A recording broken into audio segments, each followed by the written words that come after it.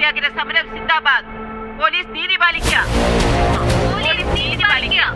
കാണാതായ എന്റെ മരുമോളെ കണ്ടെത്തി തരും. കാണാതായ പാർവതിയമ്മയെ കണ്ടുപിടിക്കുക. പോലീസ് നീതി പാലിക്കുക. സത്യാഗ്രഹ സമരം സിന്ദാബാദ്. പോലീസ് നീതി പാലിക്കുക. എൻ്റെ അമ്മയ്ക്ക് ഈ ധൈര്യം എവിടുന്ന് കിട്ടി? പോലീസിനെതിരെ മുദ്രാവാക്യം വിളിക്കുന്ന കേട്ട്. മുത്തശ്ശിക്ക് വൈറലാവണമെന്ന് വലിയ ആഗ്രഹം ഉണ്ടായിരുന്നു. അതിപ്പോ സാധിച്ചു. അല്ല മോളെ, നമ്മൾ എന്താ ചെയ്യണ്ടേ? ഇതൊന്ന് അവസാനിപ്പിക്കണ്ടേ? വേണം വേണം തന്നെ എൻ്റെ അഭിപ്രായം. എന്നാ പിന്നെ പ്രിയയെ വിളിച്ചു പറ സമരം നിർത്താൻ. അവള് ഫോൺ സൈലന്റ് ആക്കി വെച്ചിരിക്കുക. അവൾക്കറിയാം ഞാൻ വിളിക്കുന്നു. അപ്പോൾ ഇത് അവളയച്ചു തന്നല്ലേ മോക്ക്? ഇതവൾ അയച്ചു തന്നെ തന്നെയാ. പക്ഷെ ചീത്ത കേട്ടാലോന്ന് വിചാരിച്ചിട്ടാവും ഞാൻ വിളിച്ചിട്ട് ഫോൺ എടുക്കാത്ത. എന്നാ പിന്നെ നമുക്ക് അവിടം വരെ ഒന്ന് പോയാലോ മോളെ? അത് വേണോ അച്ഛാ? ഈ സമരപന്തലിൽ വെച്ച് നമ്മൾ സംസാരിക്കുന്ന ആരിലെ ഷൂട്ട് ചെയ്താ അത് വേണ്ട അച്ഛാ.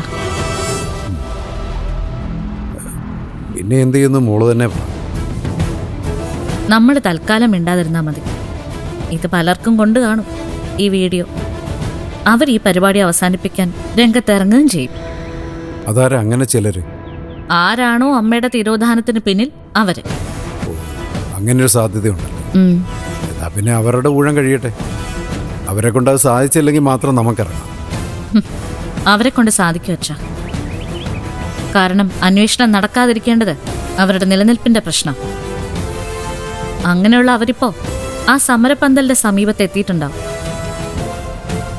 അച്ഛൻ നോക്കിക്കോ, സമരം അവസാനിപ്പിച്ചിട്ടേ അവർ തിരിച്ചു പോകും.